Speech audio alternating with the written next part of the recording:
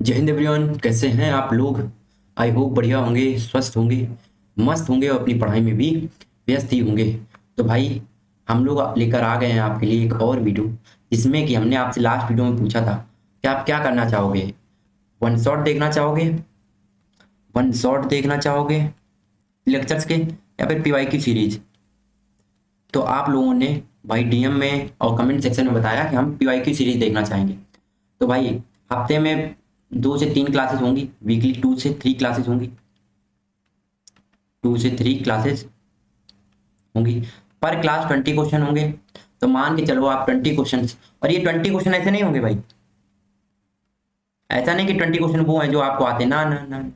ये वो 20 क्वेश्चन है जो अच्छे हैं, इनका लेवल अप है भाई, इनका अच्छा लेवल है इन क्वेश्चंस का। तो ध्यान से करना पड़ेगा, आपको सोचने पे मजबूर कर देंगे, आप पे कॉन्सेप्ट्स को रिविजिट करवा देंगे। ओके, ठीक है। फ्रेशर बंदा भी देख सकता है, अगर समझ में आए तो देखना, वरना फिर छोड़ सकते हो। वरना रिपीटर के लिए this class is going to be very helpful. Okay, क्योंकि यहाँ पर जो चीज़ें आपको मिलने वाली हैं वो एंडेड और सीरियस के अपकमिंग जैम के लिए बहुत ही हेल्पफुल रहने वाली है। भाई देखो, जो यूपीएससी है वो पीवाईक्यूज नहीं छोड़ेगी। यूपीएससी का मतलब है पीवाईक्यूज, वो पैटर्न अपना नहीं छोड़ेगी। और अगर पैटर्न नहीं छोड़ेगी तो हम लोगों की यूपीएससी के पीवाईक्यूज जो अच्छे लेवल के हैं, जिनका लेवल अच्छा है, वो हमको करना चाहिए।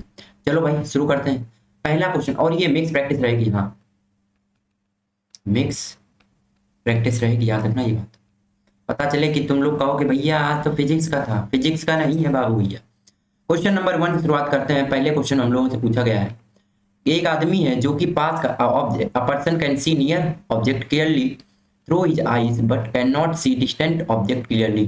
The possible reason for this defect could be. अब देखो, उसने पूछा है कि पास का दिख रहा है, मतलब नियर का दिख रहा है, दूर का नहीं दिख रहा। तो इसको क्या बोलते हो? इसको बोलते हो नियर साइटनेस।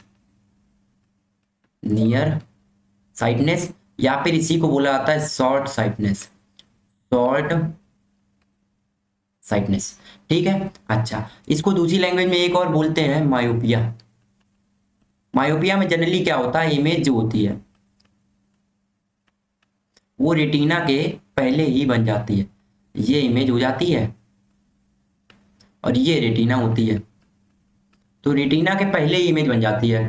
तो भाई दिक्कत होता है फिर बाद में।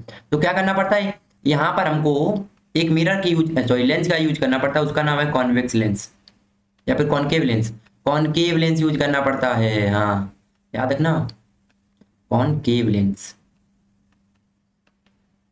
ठीक। और जब मायोपिया होता है, और जब मायोपिया होता है तो इस आई के साथ में क्या होता है, देखो अभी हम बताते हैं कि हम लोगों की आंखों में जो एक लेंस होता है वो कॉन्वेक्स लेंस होता है। कॉन्वेक्स लेंस होता है। ये मायोपिया के टाइम पे मायोपिक लेंस कैसा बन जाता है, ये हल्का सा ऐसा बड़ा हो जाता है, ऐसा, और ऐसा ऐसा बड़ा हो जाता है, इसका कर्वेचर बड़ा हो जाता है। ठीक है, मतलब इसकी फोकल लेंथ जो पहले थी, पहले इसकी फोकल लेंथ यहाँ पर इतनी थी मान लो, इसका भी हाफ। फोकल लेंथ कैसे निकालती है, लेंस है यहाँ से लेकर यहाँ तक, इसका भी हाफ करना होता है, फोकल लेंथ निकलती है। तो ये और छोटी हो गई ना, तो फोकल लेंथ छोटी हो जाएगी। ठीक है, ये मायोपिक लेंस है, मायोपिक लेंस है। ठीक है, अभी और डिटेल्स में बताएंगे आगे। ठीक है, क्या कर्वेचर बढ़ गया? हाँ बढ़ गया। आई बॉल छोटी होगी? नहीं, छोटी कहाँ हुई, बड़ी हुई ना। The focal length of the eye lens is too large. गलत, फोकल लेंथ बड़ी नहीं हुई है, कम हो गई है। इलोंगेशन ऑफ आई बॉल, हाँ आई बॉल इलोंगेट हो गई, तो 1 and 4 सही है इसका। समझ में आया? एक चीज में और याद रखना, हाइपरमेट्रोपिया में जैसे इसका उल्टा हो जाएगा। हाइपरमेट्रोपिया में क्या हो जाएगा, हाइपरमेट्रोपिया में ये जो आई बॉल थी ये ऐसे और छोटी छोटी हो जाएगी, ऐसे ऐसे बड़ी जाएगी, मतलब मोटी हो जाएगी, फोकल लेंथ बढ़ जाएगी, आई बॉल हमारी छोटी हो जाएगी। ठीक है, तो ये दोनों केस थे हाइपरमेट्रोपिया के। समझ गए? चलो अगले क्वेश्चन पे आते हैं। अगला क्वेश्चन है, consider consider consider journey by a car represented by the graph in 3 parts. The speed of car in these 3 V A V V and B C. ठीक है भाई, तो स्पीड का पहले कॉन्सेप्ट समझो। स्पीड इक्वल टू होता है distance upon time. किसी ऑब्जेक्ट ने अगर डिस्टेंस ज़्यादा ट्रेवल किया है तो उसकी स्पीड ज़्यादा होगी। एक सेम टाइम में मान लो उसको टाइम ज़्यादा लग गया तो स्पीड अपने आप कम हो जाएगी, टाइम कम लगा तो स्पीड अपने आप ज़्यादा हो जाएगी। ठीक, ये चीज़ समझ रहे हो ना कि स्पीड का इन्वर्सली प्रोपोर्शनल है टाइम के और स्पीड डायरेक्टली प्रोपोर्शनल है डिस्टेंस के। ठीक, चलो आ तो अब ग्राफ का समझो। ग्राफ, कोई भी ग्राफ, बेसिक सा ग्राफ अगर आपको दे रखा है हमने, यहाँ पर डिस्टेंस है, यहाँ टाइम है, तो अगर हमने ग्राफ ऐसा बना रखा है, ऐसा बना रखा है, तो इसमें हमें दिख रहा है कि मान लो थोड़ा सा और आगे कर देते हैं, इसको सेम टाइम पे लाते हैं। तो यहाँ पर टाइम मान लो 5 सेकेंड है, यहाँ पर इसने डिस्टेंस चली है 2 किलोमीटर, 5 सेकेंड है 2 मीटर कर देते हैं। ओके, और इसने यहाँ पर चली है 6 मीटर। ठीक है, तो इसने 6 मीटर चल लिया, इसने 2 मीटर चला, कितने 5 सेकेंड में, सेम टाइम में ज़्यादा डिस्टेंस ट्रेवल कर रहा, तो हमें पता है इसकी स्पीड ज़्यादा होगी, इसकी स्पीड कम होगी। ये चीज़ तो नॉर्मल सी बात है, कोई नई बात नहीं बताई। ठीक है, तो एक चीज़ हम यहाँ से और कह सकते हैं, हम यहाँ पर एक चीज़ बोल सकते हैं, ग्राफ अगर अगर आपका ग्राफ कैसा है, अप है, तो इसका मतलब है स्पीड ज़्यादा है। अगर ग्राफ स्ट्रेट है, स्ट्रेट का मतलब parallel to X axis, X axis के पैरेलल जा रहा है हल्का सा, तो फिर हमारी स्पीड कम हो जाएगी। ठीक, अब देखो ये ग्राफ इतना है, ये ग्राफ थोड़ा ज्यादा सीधा हुआ, ये सबसे कम, सबसे गिरा हुआ है, सीधा सीधा दिख रहा है ना हमें, ये चीज तो सीधी सीधी दिख रही ना, तो हमें पता कि ये ज्यादा उठा हुआ ग्राफ है, सिंपल सी बात है। तो वी बी सबसे ज्यादा हो जाएगा, फिर बी वी ए आएगा, फिर वी सी आएगा। जरा देख लो कहां पर है, V B V A V C, option number B सही है। कथा समझ में आया? ऐसे करेंगे। चलो क्वेश्चन नंबर 3 करते हैं। क्वेश्चन नंबर 3 में कह रहा है वो, क्वेश्चन नंबर 3 में कह रहा कि अगर चंदा मामा को पास ले आओ धरती दीदी के, नहीं पृथ्वी दीदी के बराबर के पास में ले आओ, then such that its distance from the earth becomes half of the original distance, आधी दूर ले आओ, तो ग्रेविटेशनल फोर्स ऑफ अट्रैक्शन क्या हो जाएगा? तो भैया देखो ग्रेविटेशनल फोर्स ऑफ अट्रैक्शन जो होता है वो होता है F इक्वल टू, F का मतलब फोर्स है G m1 m2 upon r square. G है ग्रेविटेशनल कांस्टेंट है, यहाँ पर जी हमारा कांस्टेंट है। कमेंट में बताओ इसकी ये इसकी वैल्यू किसने दी थी? m1 हमारा मास ऑफ पहला सब्जेक्ट है, m2 है मास ऑफ दूसरा सब्जेक्ट। ठीक, आर है distance between them, distance between them. मान लो हमने का पहले फोर्स जो लगता था वो लगता था G mass of earth multiply mass of moon, और दोनों के बीच की जो डिस्टेंस थी वो आर थी, उसका स्क्वायर कर दिया। F1 पहले का फोर्स मानते हैं। मान लो आप फोर्स लग रहा दूसरा, तो वो कह रहा है कि मास तो अभी चेंज नहीं हुआ, दोनों का नहीं हुआ भैया, वही लिखो, लिख दिया। डिस्टेंस कितनी हो गई? पहले आर थी, अब r/2 हो गई, उसका स्क्वायर करना है, क्योंकि डिस्टेंस क्या हो गई ये देखो जरा, such that the distance become half। r/2 का स्क्वायर करोगे 4 हो जाएगा, r/4 4 ऊपर जाएगा तो 4g m/e upon m upon में r स्क्वायर। देखो 4 आ गया, बाकी सब ध्यान से देखा जाएगा, तुम लोग ध्यान से देखो तो ये चीज तुमको क्या दिख रही है, ये तेरी ये जो है ये क्या है? कहोगे ये तो F1 है ना, ये तो F1 है ना, ध्यान देखो ये यहाँ पर F2 चला, F2 equal to 4 multiply F1, खत्म। तो क्या हो गई, पहले वाले फोर्स के value increase to 4 times. Option number D सही है, बस खत्म। देख रहे हो भाई कितने आसान क्वेश्चन होते हैं, बस ऐसे ध्यान देना होता, ध्यान दोगे आराम से होते रहेंगे। अगला पूछा उसने, which one of the following method is used to separate the constituent present in a compound, compound के पार्टिकल्स को अलग करने के लिए क्या यूज करेंगे? तो एक तुमने वर्ड सुना होगा हाइड्रोलिसिस करना, और एक सुना होगा इलेक्ट्रोलिसिस करना। ठीक है, थोड़ा तो मैं समझा देते। देखो हाइड्रोलिसिस में हम लोग वाटर की हेल्प से कोई सब्सटेंस को ब्रेक करते हैं, इलेक्ट्रोलिसिस की हेल्प से हम लोग इलेक्ट्रिसिटी की हेल्प से कंपाउंड्स को ब्रेक कर रहे होते हैं। जैसे कि वाटर का इलेक्ट्रोलिसिस करते हैं, H2 + O2 मिल जाता है, 2 से मल्टीप्लाई किया 2 से बैलेंस हो गई रिएक्शन। ठीक, तो इलेक्ट्रिसिटी की हेल्प से हम लोग क्या करते हैं, कंपाउंड को ब्रेक कर रहे होते हैं। पहला एक तुमने सुना होगा भैया डिकम्पोजिशन भी तो होता है, डिकम्पोजिशन भी तो करते हैं, हाँ, तो उसमें लगती है केमिकल एनर्जी, उसमें लगती है केमिकल एनर्जी, मतलब इलेक्ट्रिसिटी और केमिकल दोनों के मेथड से हम लोग कर सकते हैं। तो इसका नाम क्या आना चाहिए, इलेक्ट्रोकेमिकल मेथड। हीटिंग, अरे यार ये तो जनरली पार्टिकल को यूज करने के लिए ना, नॉर्मल मिक्सचर्स को है ना, जैसे कि हम लोग क्या करें, सॉल्ट वाटर कर सकते हैं इसमें, है ना। फ्रैक्शनल डिस्टिलेशन ये हम लोग यूज करते हैं क्या नाम, लिक्विड्स के लिए जिनका बॉइलिंग पॉइंट बहुत पास में हो, बॉइलिंग पॉइंट बहुत पास का, क्लोज। ओके, डिकम्पोजिशन बाई ये तो है नहीं, हटा, इसका कोई मतलब ही नहीं बनता, है ना। अच्छा एक चीज और याद रखना, सेंट्रीफ्यूगेशन। सेंट्रीफ्यूगेशन हम लोग यूज करते हैं ब्लड सैंपल्स में। जब ब्लड सैंपल लिया जाता है उसकी टेस्टिंग होती है ब्लड टेस्ट में, है ना, ब्लड टेस्ट में यूज करते हैं। दूसरा हम लोग यूज करते हैं यूरिन टेस्ट में, यूरिन टेस्ट में। और एक जगह यूज करते हैं जिसका नाम होता है कर्ड, कार्ड जो निकालते हैं हम लोग, सेंट्रीफ्यूगेशन वहां पर भी यूज कर रहे होते हैं। सेंट्रीफ्यूगेशन हम लोग वहां पर भी यूज करते हैं इंक निकालने का भी, पर वहां पर क्या डाई से इंक निकालने में, मतलब क्या लिखते हैं, डाई यहाँ पर लिख दे रहे हैं, ठीक है, उससे इंक निकालने में वहां पर क्रोमेटोग्राफी भी यूज करते हैं। लेकिन अगर कलर बात करेगा तो क्रोमेटोग्राफी, और सिर्फ अगर कहे कि इंक निकाल लो उससे पूरी पूरी, तो फिर हम सेंट्रीफ्यूगेशन यूज कर देंगे, ठीक है। अच्छा अगला क्वेश्चन है क्वेश्चन नंबर 5, इस पे ध्यान देना, है ना, ये पेपर का क्वेश्चन नंबर था। How much percentage of carbon. अच्छा मच यहाँ पर पता क्यों आया है, क्योंकि गिन नहीं सकते कोई चीज को, जिसको अनकाउंटेबल होता है उसके लिए मच आता है, जिसको काउंटेबल है जो उसके लिए मैनी आता है। बताओ पीवाईक्यू सीरीज का हो तो इंग्लिश के लिए भी लाई जाए। कार्बन डाइऑक्साइड कितनी मौजूद है कहाँ पर, वीनस में और मार्स में।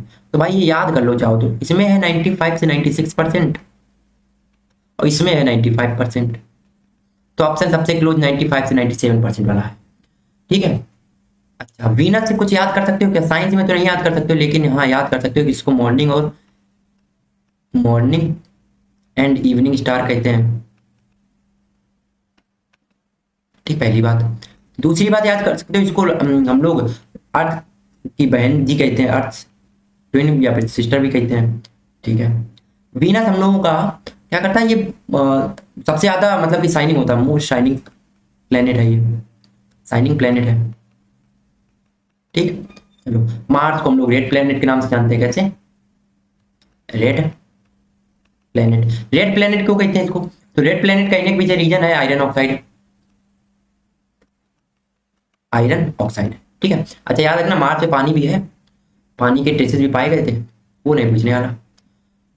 6 नंबर क्वेश्चन करते हैं, व्हाइट वॉशिंग के दौरान क्या होता है। व्हाइट वॉशिंग के दौरान क्या होता है कि जो हम लोगों ने चूना, पहले तो CaO मिला लिया, चूना लिया, उसको पानी में मिलाया, इसको कहते हैं क्विकलाइम, इसको कहते हैं क्विकलाइम। यहां पर हमने बना लिया CaOH का होल ट्वाइस, ये हम बन गया, तो इसे हम लोग कहते हैं स्लेक्ट लाइम, स्लेक्ड लाइम, या फिर इसी को कहते हैं लाइम वाटर, लाइम वाटर। अब ये है हमारी पुट्टी, असल में पुट्टी या फिर वो जो भी हम लोग करते हैं ना चूना घर में पेंट वगैरह के लिए, हाँ असल में इसके पास बहुत अच्छा, अभी बताते हैं इसकी प्रॉपर्टी बहुत अच्छी बताते, सुनते जाना। क्या करता है, ये गीला होगा, पानी मिला दिया हमने, गोल गोल कर दिया। पहली चीज याद करो, ये एक एक्सोथर्मिक रिएक्शन है, ये एक एक्सोथर्मिक रिएक्शन है। पापा मम्मी से पूछो जाकर, जरा पूछना कभी चूना अगर मिलाए होंगे तो देखना बाल्टी बहुत गर्म हो जाती है बॉली, क्यों, क्योंकि उससे हीट निकलती है। तो exothermic reaction are those reaction in which heat is evolved, okay, जिसमें हीट अपने आप बन के बाहर आए, ठीक है भैया, इतनी चीज समझ गए, इतनी चीज हम समझ गए। थोड़ा सा जूम करेंगे फिर आगे बढ़ेंगे। अब आगे ये पहले हीट एक्सोथर्मिक रिएक्शन है, पहली चीज। दूसरी चीज को हमने व्हाइट वॉशिंग कर दिया। अब इसके बाद क्या होगा कि हवा में होती है कार्बन डाइऑक्साइड, तो CaOH का होल ट्वाइस जो है, ये हवा में जो मौजूद है CO2 उसके साथ रिएक्शन करेगा और बना लेगा CaCO3, कैल्शियम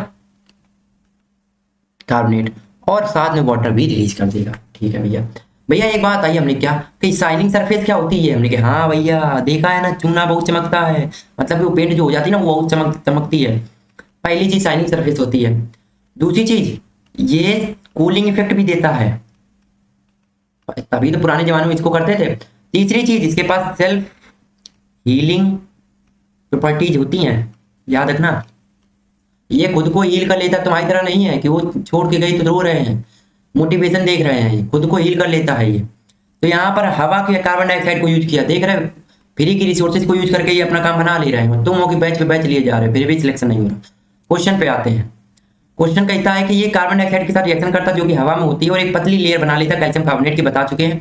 कौन सी रिएक्शन सही, तो अभी बताया था CaOH का होल ट्वाइस, और कार्बन डाइऑक्साइड के साथ रिएक्शन करेगा, CaCO3 बनाएगा प्लस यहाँ पर लिक्विड बनाएगा, ठीक है। तो इसमें दिक्कत क्या है? अच्छा, दिक्कत ये है कि यहाँ पर इसने कहा है कि भाई साहब ये लिक्विड होती है, ना ना ना, अभी बोल रहे हवा में मौजूद कार्बन डाइऑक्साइड मतलब गैस होगी। ये अच्छा क्वेश्चन था, तभी हम कहते हैं ये सीरियस में क्वेश्चन आया था। देख रहे हो, अब तुम एनडीए वालों ये क्वेश्चन आएगा ना, ध्यान नहीं दोगे, पहला ऑप्शन मार के चले जाओगे, गलत हो जाएगा, माइनस के 8.3 ले लो, 1.33, है ना। चलो नोट कर लेना दीजिए, ठीक है। क्वेश्चन नंबर 7 पे आते हैं। क्वेश्चन नंबर 7 हमसे कही रहा है, फिलहाल के लिए ये कहता है कि भाई साहब ये बता दीजिए कि क्रोमोसोम जो होते हैं ना वो किसके बने होते हैं। सिंपल से याद रखना, प्रोटीन से बने होते हैं बस। लिपिड से हम लोगों की, फैट एंड लिपिड से जो बनी होती है वो हम लोगों की सेल मेम्ब्रेन होती है, असल में सेल वॉल कहते हैं इसे, सेल वॉल कहते हैं। प्लांट्स में जो सेल वॉल होती है वो लिपिड्स की बनी होती है। एक वर्ड होता है चाइटिन, कुछ लोग इसे काइटिन में पढ़ते हैं, चाइटिन पढ़ो चाहे काइटिन पढ़ो, तुम्हारा काम होना चाहिए। ये होती है सेल वॉल इन, इसमें चाइटिन की होती है, ये होती है हम लोगों की फंजाई में, ठीक है। सेल वॉल इसकी बनी होती है।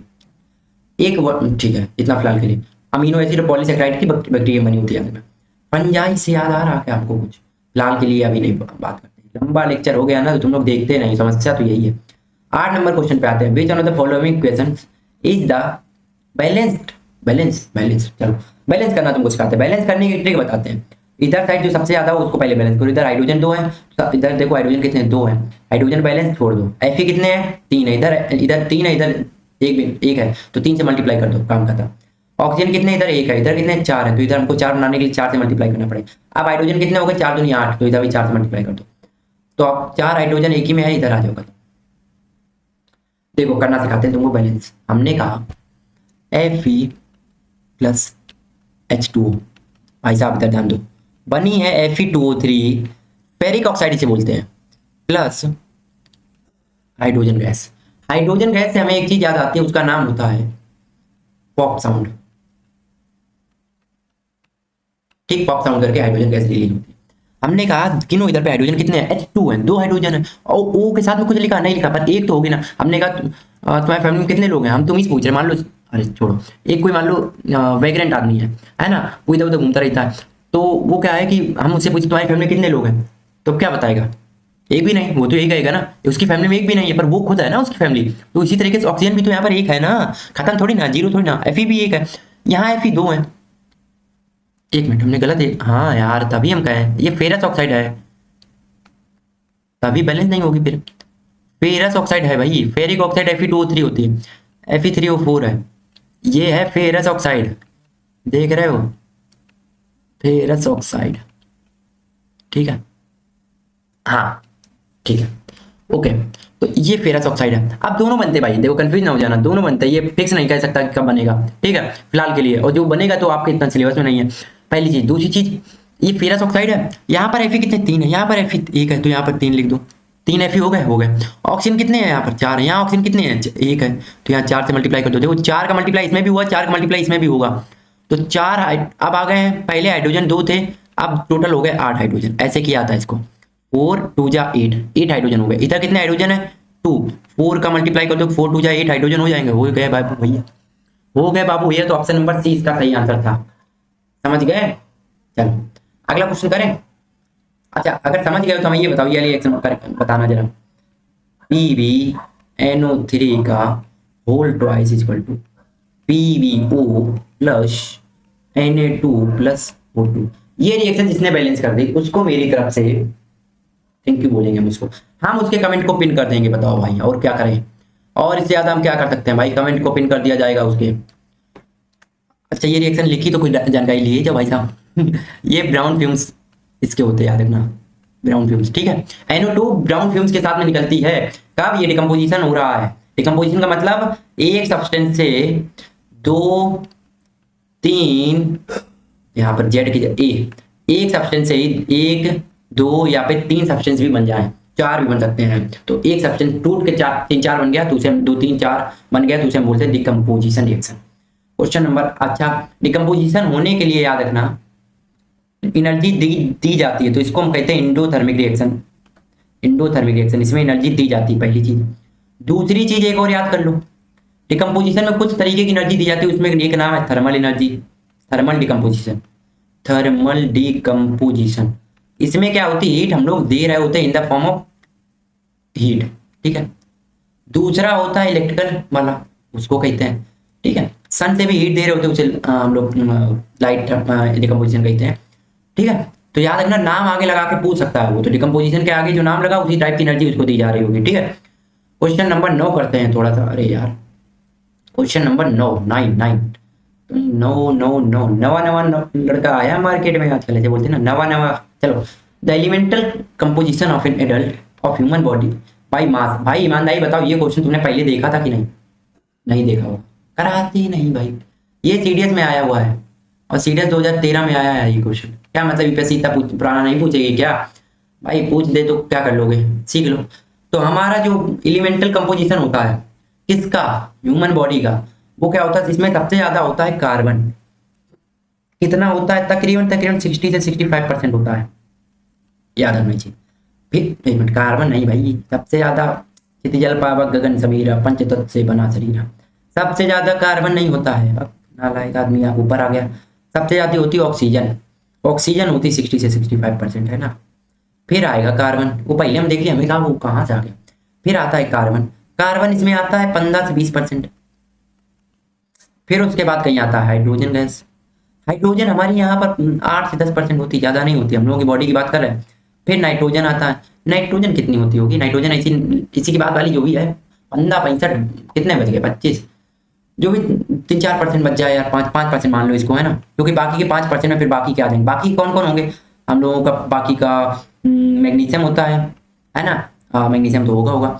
पोटेशियम होता है, क्लोरीन होता है, हम लोगों का फ्लोरीन होता है, और कैल्शियम, अरे कैसे भूल सकते हैं, कैल्शियम तो बोन के लिए यूज होता है, बोन में यूज होता है। फ्लोरीन याद रखना, फ्लोरीन हम लोगों के डीएनए में यूज होता है, डीएनए में होता है। ये सब चीजें हम लोग याद रखनी है। ओके, मैग्नीशियम हम लोगों का भी आगे क्वेश्चन आएगा, मैग्नीशियम वाला अभी रिवील कर देंगे तो फिर तुम लोग आंसर बता लोगे, हम देखते हैं उस टाइम बता पाओगे। तो OCHN, ये ऑप्शन सही, ऑप्शन बी। याद रखना ये डाटा, फिर से कही ना, ये डाटा याद रखना, ये डाटा याद रखना,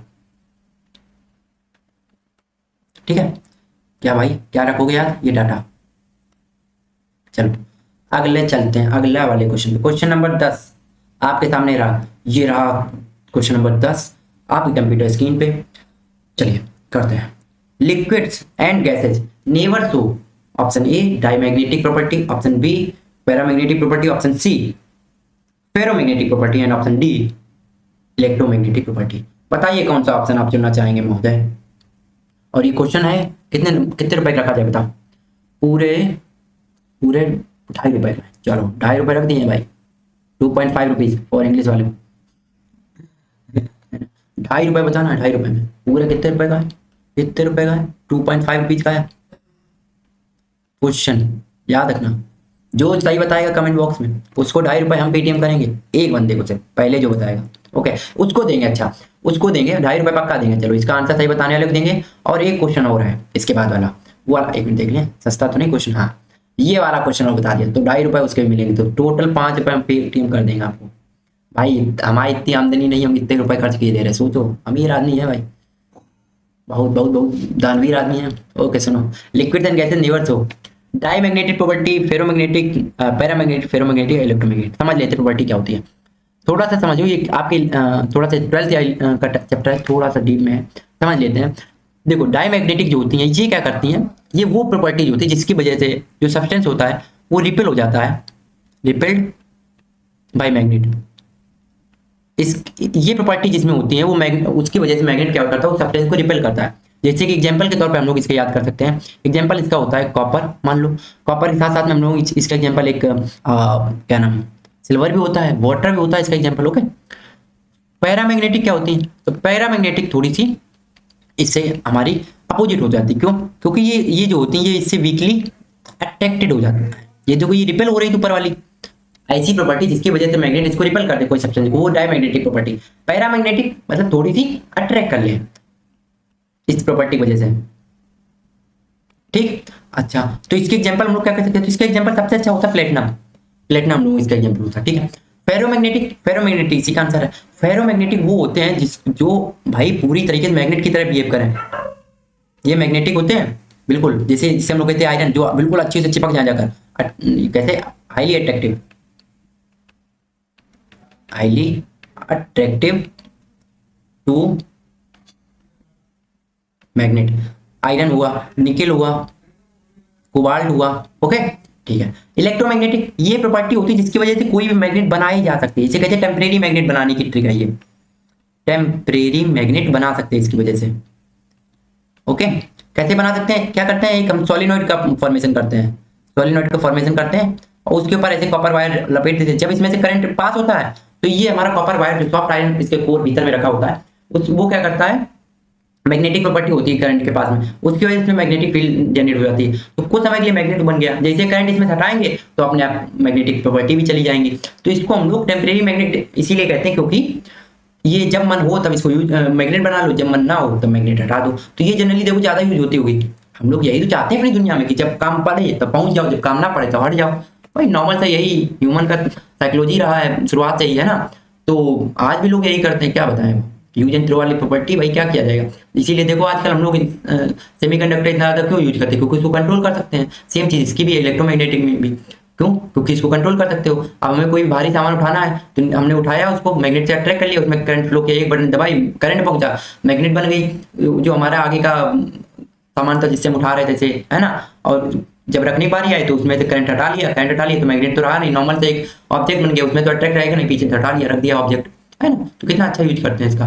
ओके ओके, चलो नेक्स्ट क्वेश्चन करते हैं। नेक्स्ट क्वेश्चन है स्टैंडर्ड हाइड्रोजन इलेक्ट्रोड के बारे में। भाई हो सकता है कि इसकी थोड़ी सी क्वालिटी खराब हो क्योंकि पुराने क्वेश्चन हैं, लेकिन क्वेश्चन अच्छे हैं कुछ भी हो। स्टैंडर्ड हाइड्रोजन इलेक्ट्रोड, इसे हम लोग बोलते हैं SHE। ये यूज किया जाता है मेजर अदर पोटेंशियल, बाकी पोटेंशियल को यूज करने, बाकी पोटेंशियल इलेक्ट्रोड के जो पोटेंशियल होता है उसको मेजर करने के लिए इसको हम लोग यूज करते हैं। ठीक है, पहली चीज। दूसरी चीज के लिए हम लोग क्या यूज कर सकते हैं कि ये हमारा जो बना होता है, ये किसका बना होता है, ये हम लोग का प्लेटिनम का बना होता है। ठीक है, और ये जब रखा जाता है प्लेटिनम के साथ साथ में इसमें कोई एक एसिड मिला देते हैं, कोई भी एक एसिड ले लो, बस अच्छा एसिड हो, मतलब स्ट्रॉन्ग एसिड हो, चाहे हम लोग H2SO4 मान लो, वो एक एसिड है। ठीक है, इतनी चीज याद रखनी है। और इसका जो टेम्परेचर होता है, सॉरी, इसका जो पोटेंशियल होता है वो 0 होता है। ये बस इतना याद रखना, बाकी कुछ नहीं याद रखना। इसका जो पोटेंशियल होता है V से डिनोट कर रहे हैं, वो हमारा 0 होता है।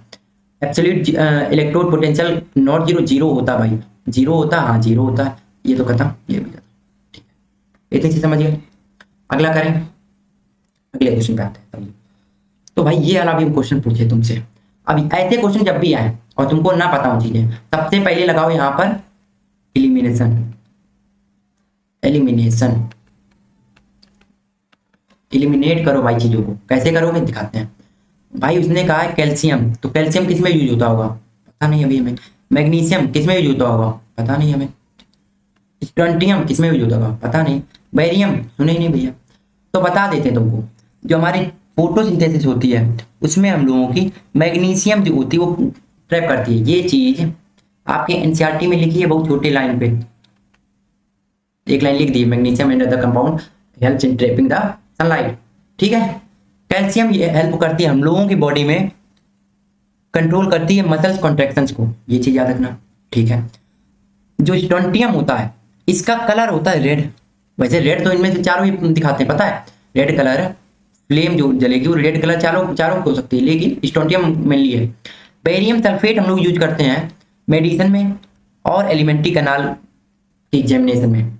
ये चीज याद रखना है, डाटा बहुत इंपॉर्टेंट है भाई, इसमें पूछ सकता है। जैसे उसने सीरियस 1 नहीं 224 पूछा था, पोटेशियम इसमें से कौन कौन नहीं, किसमें नहीं यूज होता है, गन पाउडर और बाकी ऑप्शन दे रखे थे। तो ऐसे आपसे पूछ सकता है। तो ऑप्शन नंबर कौन हो जाएगा, ए का 3 है, नहीं बी का 4, ए का 3, बी का 4, ऑप्शन नंबर सी 3।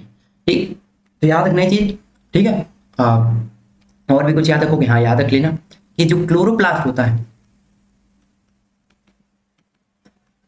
उसके पास, क्लोरोफिल के पास में क्लोरोप्लास्ट होता है, ये हमारा सनलाइट को ट्रैप करता है और वो क्या नाम, यहाँ पर हमारी फोटोसिंथेसिस होती है। ठीक है, इसमें क्या बनता है, इसमें ग्लूकोज मिलता है हमको, ऑक्सीजन मिलता है और वाटर मिलता है। ठीक, इसमें कौन कौन रिएक्शन होती है, इसमें हम लोग CO2 प्लस H2O, यहाँ पर हमारा सनलाइट यूज होता है और क्लोरोफिल भी यूज होता है। ग्लूकोज का फॉर्मूला क्या होता है, C6H12O6 होता है। ठीक है, अगला अगला क्या, altitude sickness is caused at high altitude due to, ऊपर जाओगे तो क्या होगा भाई बता चुके, ऊपर जाने पे क्या होता है, टेम्परेचर कम होगा भाई, जैसे नीचे से ऊपर बढ़ोगे तो टेम्परेचर कम होगा, प्रेशर कम होगा, जिसकी वजह से क्या होगा, हम लोगों की बॉडी से पहली बार तो ब्लड भी बाहर आने लगता है, जो नोस्ट्रिल से ब्लड बाहर होने लगता है, ब्लीडिंग होने लगती है जो हम लोगों की, वो भी इसी वजह से होती है, प्रेशर डिफरेंस की वजह से, है ना, लो प्रेशर की वजह से होती है, क्योंकि हमारा ब्लड जो होता है हाई प्रेशर पे होता है तो बाहर की तरफ फ्लो होने लगता है। और एल्टीट्यूड सिकनेस भी इसी वजह से होता है, हाई पार्शियल प्रेशर नहीं, लो पार्शियल प्रेशर, हाँ, लो लेवल ऑफ हीमोग्लोबिन नहीं, हीमोग्लोबिन कैसे कम, कुछ भी लॉजिक बना रहे हैं। अच्छा, हीमोग्लोबिन पता क्या होता है, इसको एफिनिटी होती है, एफिनिटी मतलब लव, लाइकलीनेस टू ऑक्सीजन, ऑक्सीजन के प्रति इसको बहुत लव होता है, कहते नहीं, ए फगुनिया हम तुमको बहुत लव करते हैं, वैसे ये कहता है ए ऑक्सीजन हुआ हम तुमका बहुत लव करते हैं। High partial pressure of carbon dioxide, ये तो गलत है, ठीक है, याद रखना। Okay, now coming to 14 number question, we have which one of the following statement is correct, कौन सा स्टेटमेंट सही है। ऑक्सीडेशन, अच्छा ऑक्सीडेशन के बारे में इस क्वेश्चन पूछा तो ऑक्सीडेशन स्टेट बताए थे। देखो भाई, ऑक्सीडेशन स्टेट कुछ ऐसी होती है, ऑक्सीडेशन स्टेट कुछ ऐसी होती है, एक रैंडम वैलेंसी या फिर चार्ज होल्ड करता है, कौन, held by element in particular compound. उस कंपाउंड में क्या होता है कि कोई भी कंपाउंड है वहां पर उसकी वैलेंसी कितनी होगी ये भी फिक्स नहीं होती, उसका चार्ज कितना होगा या फिर ऑक्सीडेशन स्टेट कितना होगा ये फिक्स नहीं है। क्यों, क्योंकि किसी भी हम लोग कहते हैं कोई भी कंपाउंड है उसके ऊपर ऑक्सीडेशन स्टेट पूरा जो पूरी वैलेंसी होगी जीरो होगी, है ना। अगर हम कहें बड़ा सा ले लें H2SO4, हमने कहा यहाँ पर इसकी -2 इसकी +1 है, तो अब तुमको देखना पड़ेगा कि सल्फर की वैलेंसी कितनी आ रही है, क्योंकि ये 4 दूनी 8 हो रहे हैं, ये 2 हो रहे हैं, तो यहाँ पर -6 को आना पड़ेगा, एक मिनट, +6 आना पड़ेगा। देख रहा तो इसका ऑक्सीडेशन स्टेट ही गलत हो गया, मतलब गलत का मतलब अलग हो गया, तो ये फिक्स नहीं हो सकता है, कभी सल्फर का कुछ और आएगा, कभी सल्फर का कुछ और आएगा। तो इसका मतलब है कि ऑक्सीडेशन स्टेट वेरी करता है अलग अलग टाइम पे, अलग अलग टाइम पे ये वेरी करता है, वेरीज विथ कंपाउंड, कंपाउंड अलग तो ये भी अलग। फिक्स हो सकता है क्या, 0 हो सकता है नहीं, 1 हो सकता है नहीं, -1 हो सकता है नहीं, ये एक से ज्यादा एक होगा, ये हमारा फिक्स नहीं है, समझिए। ऑक्सीडेशन स्टेट के बारे में क्वेश्चन आएगा तो और बताएंगे आगे। चलो, कौन सा सेल न्यूक्लियस नहीं रखता है, इसमें से पूछा है कौन सा सेल है जो न्यूक्लियस नहीं रखता है, भाई भाई भाई आप समझो, जो न्यूक्लियस नहीं रखते हैं इसमें से पहले तो आरबीसी होएगा, दूसरा प्लेटलेट होएगा, ये भाई नोट शेयर किए इसमें बताए थे, इसकी न्यूक्लियस कुछ समय बाद खत्म हो जाती है। क्यों न्यूक्लियस खत्म हो जाती है आरबीसी में, इसलिए खत्म हो जाती है क्योंकि इसको ज्यादा जगह चाहिए होती है, मोर स्पेस फॉर हीमोग्लोबिन भैया के लिए। अच्छा, ब्लड का जो रेड कलर होता है इसकी वजह से आता है रेड कलर, इसकी वजह से आता है red colour of blood. Okay, तो इसको ज्यादा स्पेस चाहिए होती है, किसको, हीमोग्लोबिन को, इसीलिए ये न्यूक्लियस ही खत्म कर देता है। प्लेटलेट भी सेम होता है, प्लेटलेट में भी हमारा न्यूक्लियस नहीं होता है। मोनोसाइट्स को थोड़ा देख लो भाई, मोनोसाइट्स क्या चीज है, मोनोसाइट्स होती है डब्ल्यूबीसी का एक पार्ट टाइप। ये क्या करती हैं, ये लड़ती हैं, फाइट करती हैं। भैया क्या नया बता दिए, नया बता रहे हैं ना, इंपॉर्टेंट बताए, नया नहीं इंपॉर्टेंट। ये रिमूव करती हैं इसको, डेड सेल्स को, ये याद रखना, ठीक है। ओके, रूट हेयर का है थोड़ा है भाई, रूट हेयर के बारे में भी थोड़ा देख लेते हैं। तो रूट हेयर जो हम लोगों की होती है ये बहुत छोटी होती हैं, टाइनी होती हैं, और ये फिंगर लाइक इनका स्ट्रक्चर होता है, फिंगर लाइक स्ट्रक्चर होता है, ठीक है। एक चीज और इनके बारे में देख लो कि जो ये होती है ना, ये हमारी एपिडर्मल टिश्यू से बनी होती है, एपिडर्मल टिश्यू से बनी होती है। बस इतना याद करना था आपको इनके बारे में, देख लिया तो ऑप्शन नंबर हम लोगों का सही हो जाएगा 2 और 3। चलो, क्वेश्चन नंबर 16 पे आ गए भैया, पूछ रहा बायोकैटलिस्ट क्या होते हैं। Biocatalyst proteins are molecule which speed up the reaction, बिल्कुल सही बात है भाई, इस रिएक्शन स्पीड करते हैं। क्या रिएक्शन होने के बाद खुद नहीं चेंज होते हैं, बिल्कुल सही बात, चेंज नहीं होते हैं। फंक्शन इनका ऑप्टिमली बॉडी टेम्परेचर, मतलब कि हाँ इस पे होता है 37 डिग्री पे, हाँ बिल्कुल सही बात, बॉडी टेम्परेचर पे ज्यादा काम करती है, क्योंकि भाई बायोलॉजिकल है तो बॉडी की तो बात आएगी, बॉडी हम लोग जिस फंक्शन पे काम, जिस टेम्परेचर पे काम करेगी वही उस पर ये भी काम करना चाहेंगे। और लिखा ना ऑप्टिमली, नॉर्मली। क्या इनके पास इंजाइमिक नहीं होता भाई, बायोलॉजिकल है तो इंजाइमिक नहीं होगी, क्या बात करते हो। तो 4 नंबर हटा के बाकी सब सही, 1 और 2 और 3। बायोलॉजिकल कैटलिस्ट के बारे में दे रखा कि बायोलॉजिकल एंजाइम्स, ये देखो साफ साफ लिखा है, enzymes are protein that increase the rate of reaction lowering the energy of activation, जो हम लोगों को एक्टिवेट करने की जो एनर्जी लग रही होती है उसकी, उसको थोड़ा कम कर देते हैं, कुछ छोड़े ना। चलो नेक्स्ट क्या है, अगला है ये कैटलिस्ट की तरह काम करते हैं रिएक्शन में, और ठीक है एंजाइम सब यूनिट 3D डायमेंशन शेप होता है, ये याद नहीं करना है तुमको। क्वेश्चन नंबर 17 में चलते हैं। 17 नंबर क्वेश्चन हम लोग सामने है बाबू, यह पूछ रहा है कि हमारा ग्लूकोज के अपटेक को ह्यूमन बॉडी में हार्मोन कौन सा क्या करता है, इसेंशियल है। अच्छा ग्लूकोज पहुंचाने के लिए कौन सा हार्मोन हमें चाहिए, तो ग्लूकोज पहुंचाने के लिए सबको पता है इंसुलिन चाहिए होता है। इंसुलिन कौन रिलीज करता है, मतलब इंसुलिन किससे रिलीज होता है, ये होता है पैंक्रियाज से रिलीज, ठीक है। कार्टिसोल क्या होता है, ये स्ट्रेस हार्मोन होता है, स्ट्रेस हार्मोन होता है, इसको रिलीज कौन करता है, adrenal gland. Hormone are release by glands, okay. TSH क्या है, टीएसएच बोले तो थायराइड स्टिमुलेटिंग हार्मोन। अब इसको रिलीज कौन करता है, तो याद रखना इन दोनों को रिलीज करता है, ये है ग्रोथ हार्मोन, ग्रोथ हार्मोन इन दोनों को रिलीज करता है पिट्यूटरी। पिट्यूटरी ग्लैंड को हम लोग कहते हैं master gland, master of all gland या फिर मास्टर ग्लैंड। ये ब्लड सॉरी ब्रेन में लोकेटेड होती है। कुछ चीजें और देख लो, एक होता है सलाइवा, मुंह वाला थूक जिसे बोलते हैं, ये सैलिवरी ग्लैंड से रिलीज होता है,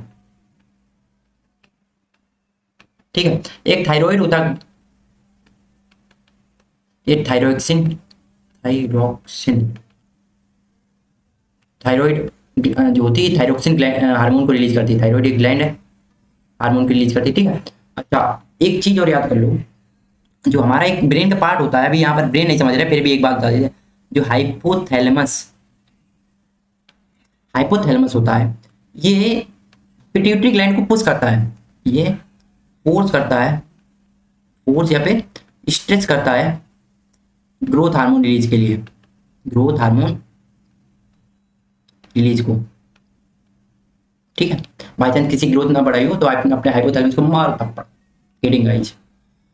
18 नंबर क्वेश्चन आते हैं, 18 नंबर क्वेश्चन पे हम पहुंच गए। तो 18 नंबर क्वेश्चन हमसे कह रहा है कि कौन सा स्टेटमेंट सही नहीं है, तो बताओ भैया, in response of ear to sound frequency increasingly intensity approximately logarithm, बिल्कुल सही बात कह रहे हैं, लोगरिथम सीन होता है। जैसे क्या होता है कि इसका एग्जांपल ऐसे समझो, मान लो तुम्हारे घर के सामने बहुत बड़ी एक हेलोजन लाइट लगी है, हेलोजन का मतलब समझते हैं ना, जो स्ट्रीट लाइट होती है ना, हम उसको कह रहे हैं स्ट्रीट,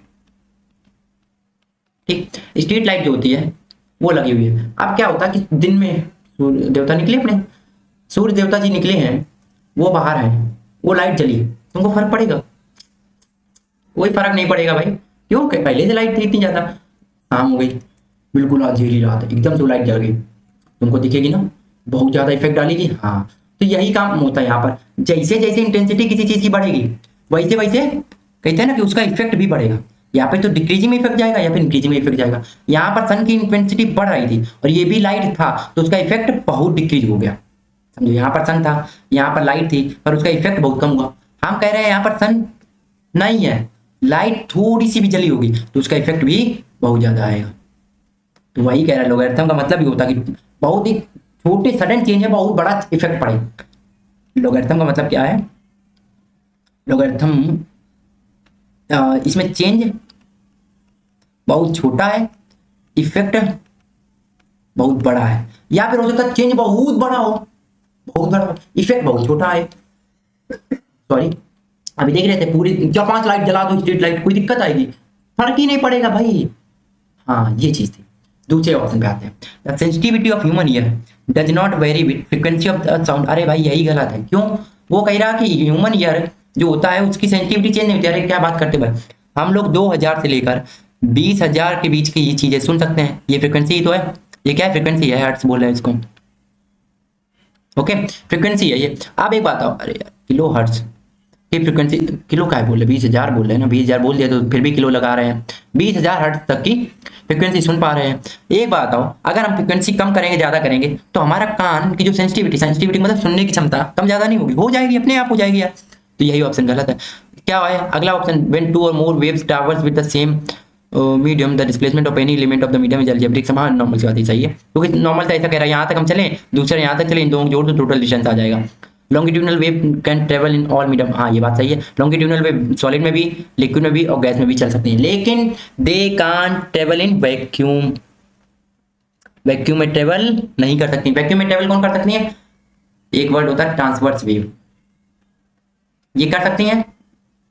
हाँ, और EM wave, EM wave, EM wave का मतलब इलेक्ट्रोमैग्नेटिक वेव। अच्छा, ट्रांसवर्स वेव सभी नहीं कर सकती, क्योंकि इसके एग्जांपल भी हम लोग बहुत ध्यान से देखना पड़ता है हम लोगों को। क्या होता है इसमें, क्या होता है, हमारा पार्टिकल इधर चल रहा होता, लाइट एनर्जी इधर चल रही होती, तो वेव के परपेंडिकुलर जो हमारा क्या हो जाए, मोशन ऑफ द पार्टिकल हो जाए, एनर्जी इधर जा रही, मान लो हमने एनर्जी इधर कर दी, पार्टिकल ऐसे ऐसे घूम रहा है। तो मैं रस्सी वाला एग्जांपल याद है, रस्सी ऐसे ऐसे ऐसे ऐसे, देखो ये रस्सी ऊपर नीचे हो रही है, पर रस्सी का जो मोशन है वो आगे जा रहा है, देखो ऐसे बढ़ती बढ़ती आगे चली जाती है।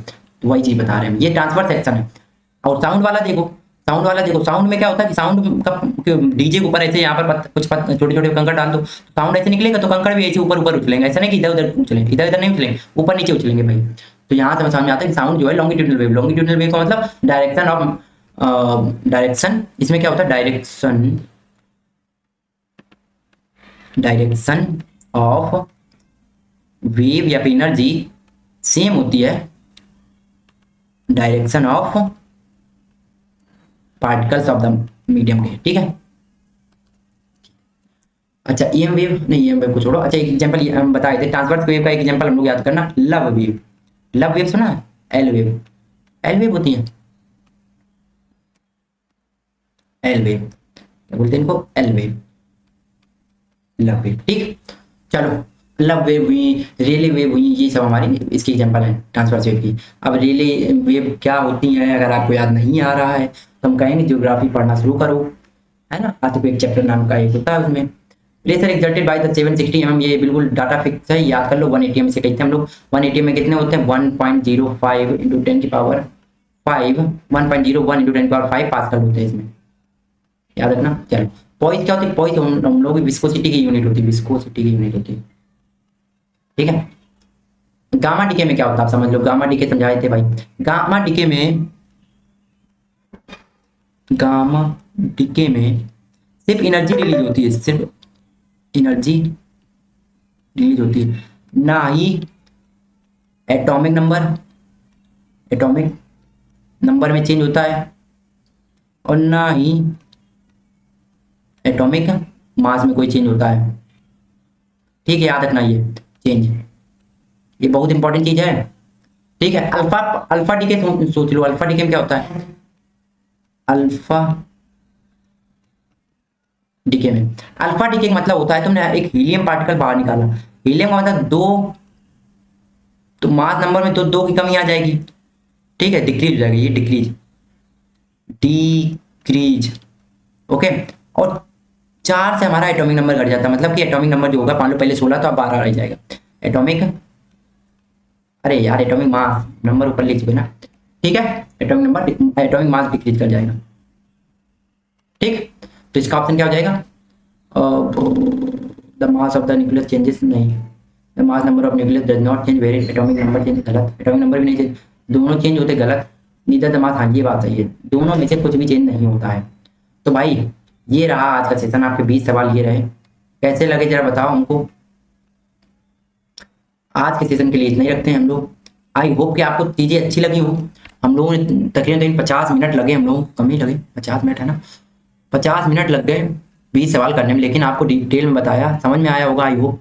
अगर समझ में आया तो यार भाई लाइक कर दो, चैनल को सब्सक्राइब कर लो, ऐसे सेशन आगे आने वाले हैं, और हर सब्जेक्ट के लाएंगे हम लोग PYQ सीरीज। आप बताओ कमेंट बॉक्स में कैसा लगा, कोई नया सजेशन हो, कोई नया टॉपिक हो, कोई नई चीज़ हो, आप बता सकते हो। Your suggestions are always welcome by us and our team. और भाई आप ही लोगों के लिए कर रहे हैं तो शेयर कर दो यार, सपोर्ट दिखाओगे तो कंटिन्यू रखेंगे, नहीं तो फिर हम इसको बंद कर देंगे। दैट्स माई प्रॉमिस कि अगर आप सपोर्ट रखोगे तो हम कंटिन्यू रखेंगे, और से अच्छे PYQ ही लाइन, कोई नया सवाल नहीं। आई प्रूव कि PYQ से हम लोग 90% ज़्यादा सवाल कर लेते हैं, आई प्रूव यार, पिछली बार भी किया था, इस बार भी करके दिखा देंगे, व्हाट्स न्यू इन डे।